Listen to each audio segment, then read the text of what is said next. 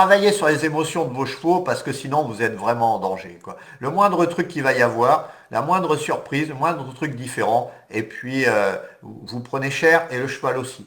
Donc franchement, s'il n'y a qu'une chose à travailler avec les chevaux, c'est les émotions. Le reste, faites ce que vous voulez. Moi, votre main droite, votre jambe gauche, votre casque ou votre gilet airbag, je m'en fous, hein. Mais si vous travaillez les émotions de vos chevaux, vous serez jamais, vous le regretterez jamais, hein.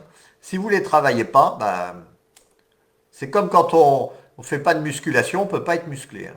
Ben, c'est un peu pareil avec les émotions des chevaux. Et puis, je parle même pas des émotions du cavalier, parce que si moi, j'avais pas été en contrôle de mes émotions, j'aurais pas été lucide non plus pour faire ce qu'il y avait à faire. Donc, il fallait que moi aussi, je sois en contrôle de mes émotions. Mais chaque fois que j'aide mes chevaux à être en contrôle de leurs émotions, en même temps, je travaille le contrôle des miennes. Ça va ensemble aussi. Je vais vous raconter l'histoire qui m'est arrivée mercredi dernier avec Tao en promenade. Puisque, comme je l'ai expliqué il y a 2 semaines, c'est bien beau d'avoir une méthode, mais il n'y a rien de mieux que d'être confronté à des vraies difficultés pour savoir si la méthode, elle va tenir ou elle va craquer en fait. C'est ça la vérité, on va dire. Comme disait Parelli, c'est quand le cheval est en liberté qu'on voit la vérité. Mais c'est exactement ça. Là, c'est pas la même chose, mais quand on est confronté à des difficultés, c'est là qu'on voit si ça marche ou si ça marche pas. Donc il y a 2 semaines, je vous ai parlé d'un problème que j'ai rencontré personnellement et comment la méthode SPM m'a aidé. Et là maintenant, je vais vous raconter un problème que j'ai vécu avec ma jument. Mercredi matin, j'avais pas beaucoup de temps parce que j'avais un rendez-vous à 10 heures, mais j'ai décidé de monter Tao avant. Donc de bonne heure, assez de bonne heure. Et euh, normalement, j'utilise Tao en éclaireur pour pouvoir monter Maya derrière en fait. Pourquoi? Parce que le sens numéro un d'un cheval, c'est l'odorat en fait. Et donc, en passant à certains endroits avec Tao, Maya arrivant 1 heure ou ouais, on va dire 1 heure après, elle sent la piste de Tao et du coup, elle passe beaucoup plus facilement que si c'est elle qui doit être ouvreuse en fait. Donc quand vous avez un cheval qui n'est pas ouvreur, on va dire, qui n'aime pas être devant, qui aime être derrière les autres, etc., eh bien vous pouvez utiliser cette astuce que j'utilise moi, c'est-à-dire je passe en ouvreur avec mon premier cheval et ensuite je passe avec le deuxième cheval et non pas l'inverse. J'ai beaucoup fait l'inverse, du coup je galérais pas mal avec Maya, alors que depuis que je fais comme ça, Tao en premier, Maya en deuxième, eh bien ça se passe beaucoup plus facilement. Donc ça c'est une petite astuce que vous pouvez noter, parce que c'est pas la vue, le sens principal d'un cheval, c'est l'odorat. Donc il faut bien avoir ça en mémoire. Et ça aide beaucoup. J'étais parti en promenade, je fais à peu près, j'avais pas beaucoup de temps, donc je fais à peu près 2 kilomètres, puis je décide, donc je fais une pause, et puis je décide de rentrer. Bon. Et là, je rentre, j'arrive dans une très belle ligne droite, les champs normalement dégagés, malheureusement, ils n'étaient pas dégagés à l'endroit où il aurait fallu. Et je vois une personne avec un gilet jaune qui arrive en face de moi. Au début, je pense que c'est un vélo, parce qu'il avance assez vite. Mais très vite, je me rends compte que c'est pas un vélo, c'est des chiens de traîneau en fait. Et le gars, il est sur un traîneau à roulette et il a 4 chiens devant lui. Bon, quand je vois ça, il vient droit sur moi, je décide de descendre de cheval. Quand il y a une difficulté, je préfère l'affronter à pied parce que c'est moins dangereux qu'à cheval et moi j'ai le contrôle de mes chevaux à pied, ce qui est quand même la base. Si on n'a pas le contrôle de ses chevaux à pied, on est en danger.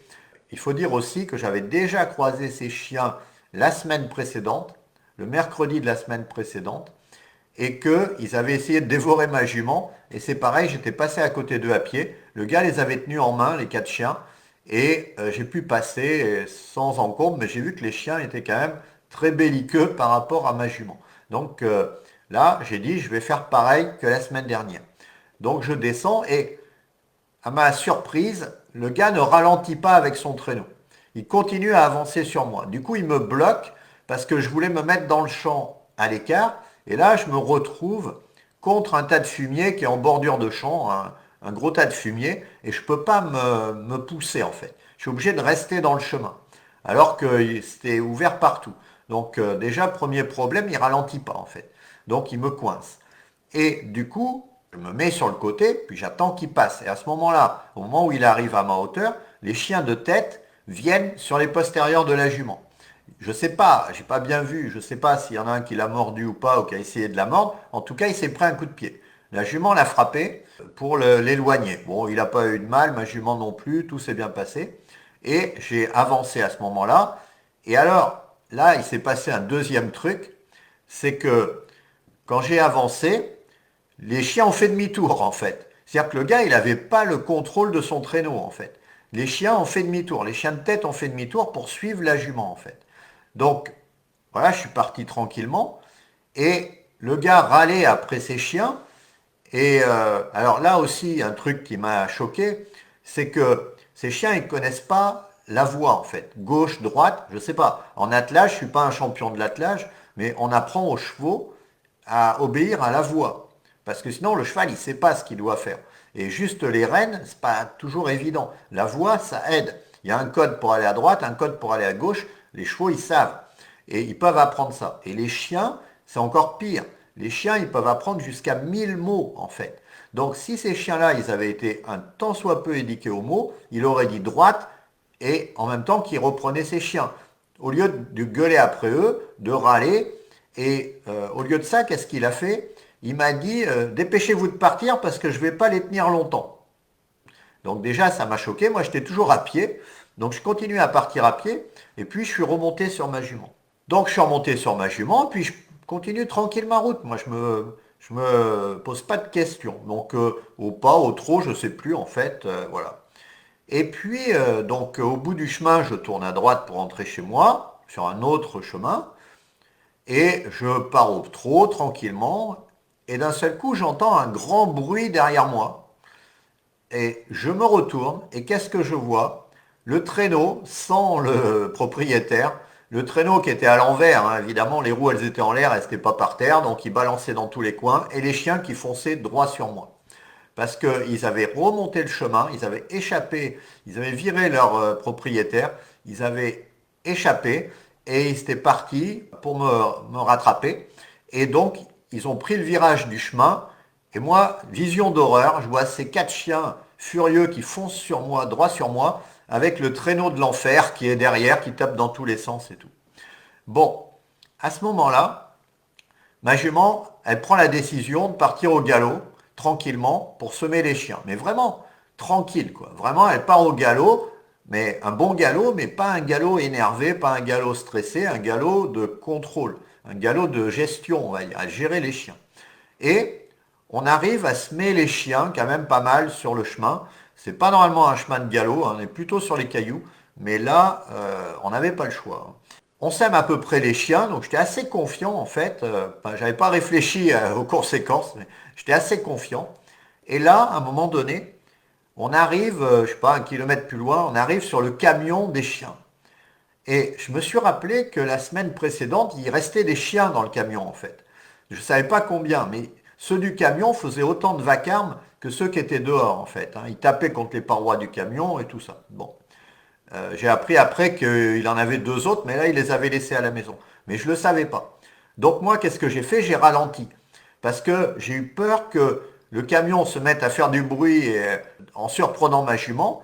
Et comme il y avait un ravin de l'autre côté, j'avais pas trop envie que ma jument fasse un écart, tombe dans le ravin, enfin bref. Donc je ralentis. Il se passe rien parce que le camion, il n'y avait pas de chien dedans, donc tout va bien. Et une fois le camion passé, j'étais assez confiant, j'entendais pas les chiens derrière, j'étais assez confiant, je me suis dit, les chiens, ils vont arriver au camion, ils vont s'arrêter. C'est leur camion, ils vont s'arrêter au camion. Et je continue au petit galop, mais au petit galop de chasse, quoi, tranquille, vraiment cool, quoi. Et d'un seul coup, j'entends un bruit derrière moi, deuxième fois. Et là, vision d'horreur, je vois les chiens qui arrivent à fond derrière moi, avec le traîneau qui tapait dans tous les sens et tout. Et là, j'étais à 20 mètres, 30 mètres de tournée en direction du chemin qui mène mon champ, en fait, où j'avais mes autres chevaux. Et là, je me dis, oula, ça se complique. parce que le virage, même au pas, il est dangereux. Donc au galop, prendre le virage sans tomber, en tournant bien, ça va pas être facile. Donc, heureusement, là encore, la jument, elle a géré magnifiquement bien. Elle a tourné au galop, je sais pas, elle n'a pas glissé, rien. Elle a pris l'allée de galop vraiment nickel, comme une pro. Et vraiment, Tao, en plus, elle a quand même des problèmes de locomotion, normalement. Là, zéro problème. Elle a géré super. Et là, j'ai eu une chance. C'est que les chiens, ils n'ont pas pris le virage, en fait. Ils ont été tout droit, en fait. Ils n'ont pas réussi à tourner là où j'ai tourné. Donc, ils sont partis sur la route. Et là, je me dis, c'est ma chance, ça me donne un répit. Pendant qu'ils sont partis faire je sais pas quoi sur la route plus loin, et ben moi, ça me laisse le temps de remettre ma jument dans le champ avec les autres et voilà, de la lâcher, d'enlever la selle, d'enlever le licol, tout ça, et de la lâcher. Alors, premier problème, ma jument a commencé à stresser quand on est arrivé à l'entrée du pré, parce qu'elle s'est sentie prise en fait. C'est-à-dire que là, elle ne pouvait plus échapper en fait. Et donc, elle a commencé à avoir peur de ce moment-là, parce qu'elle entendait les chiens, elle ne les voyait pas. Et elle s'est dit, s'ils reviennent, ça va faire un carnage. Bon. Mais j'ai quand même réussi à la calmer, et j'ai pu descendre. Et je l'ai rentré dans le pré, j'ai refermé la clôture avec il y avait l'électricité dans le bas, mais j'avais peur que les chiens, ça les arrête pas. Et je ne sais pas comment j'ai fait. J'ai réussi à déceler ma jument. J'ai un collier de chasse. Il fallait que j'enlève le collier de chasse d'abord. Je me souviens même pas l'avoir enlevé, mais bon, bref. J'ai réussi à enlever la selle, j'ai enlevé le licol, j'ai lâché la jument. Elle part au galop retrouver les copines au milieu du pré.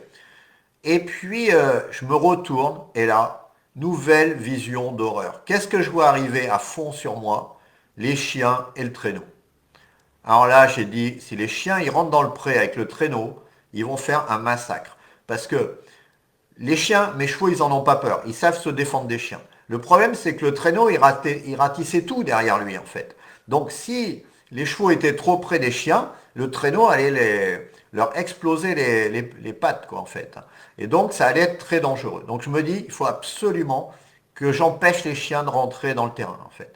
Et ce que j'ai fait, c'est que je me suis mis devant l'entrée, j'ai écarté les bras, j'ai écarté les mains, et j'ai réussi à faire arrêter les chiens à 5 cm de la clôture. Alors peut-être qu'ils ont senti l'électricité, les chiens de tête, je ne sais pas. Ils se sont arrêtés à 5 cm et ils étaient là prêts à bondir et je ne savais pas quoi faire en fait. J'avais les bras écartés. En fait, ils pouvaient rentrer n'importe où, pas simplement à l'entrée, parce que c'est juste un fil, enfin il y a deux fils, un à 40 cm et un à 1 mètre et quelques, et ils pouvaient rentrer très facilement n'importe où en fait les chiens. Et je pouvais rien faire, hein, je pouvais pas les empêcher. Donc là, j'y ai été au bluff, sachant qu'ils auraient pu m'attaquer aussi, mais bon, bref. Et j'ai mis les mains comme ça et j'ai arrêté les chiens. Ils se sont arrêtés. Mais là, j'ai dit, je fais quoi? Je suis coincé, je peux plus bouger. Les chiens menacent de reprendre leur souffle, parce qu'ils l'avaient déjà fait 2, 3 fois, et de rattaquer à nouveau les chevaux. Et là, je me suis dit, j'ai même pas la possibilité de prendre mon téléphone dans ma poche, parce que si j'enlève mes mains, les chiens, je vais je vais perdre le contrôle. Et donc, j'ai dit, je vais essayer de crier si ma femme m'entend. Donc, la maison, elle est à 100 mètres à peu près. Et j'ai crié autant que j'ai pu. Et j'ai eu de la chance parce que ma femme était en train de rentrer la poubelle. Elle était dehors. Elle m'a entendu crier et elle est venue. Alors, elle est venue avec son chien. Heureusement, sa chienne, elle est dressée. Hein. Heureusement. Parce que sinon, ça aurait pu être compliqué aussi. Surtout qu'il y a une départementale. Moi, j'étais de l'autre côté de la route. Donc, la chienne pouvait vouloir traverser. Elle aurait pu se faire écraser. Enfin, bref. D'ailleurs, entre parenthèses, il est passé beaucoup de voitures. Il n'y en a pas une qui a ralenti et il n'y en a pas une qui s'est arrêtée pour nous aider. Hein. Franchement, catastrophique. Hein. Mais bon, bref, c'est la mentalité d'aujourd'hui, chacun pour soi. Et donc, on n'a eu aucun secours. Donc, ma femme arrive, elle arrive à calmer les chiens. Je ne sais pas comment elle a fait, mais elle s'y connaît plutôt en chiens, plus que moi. Elle arrive à calmer les chiens, et on est là comme des abrutis. Moi, dans le pré, qui empêche les chiens de rentrer, et elle qui tient les chiens, et on dit, on fait quoi? On fait quoi? Qu'est-ce qu'on peut faire? C'est compliqué. Je dis à ma femme, est-ce que tu peux appeler la police? Elle me dit, j'ai pas mon téléphone. Moi, je dis, d'accord, ça commence bien. Donc, je dis, bah, je vais les appeler.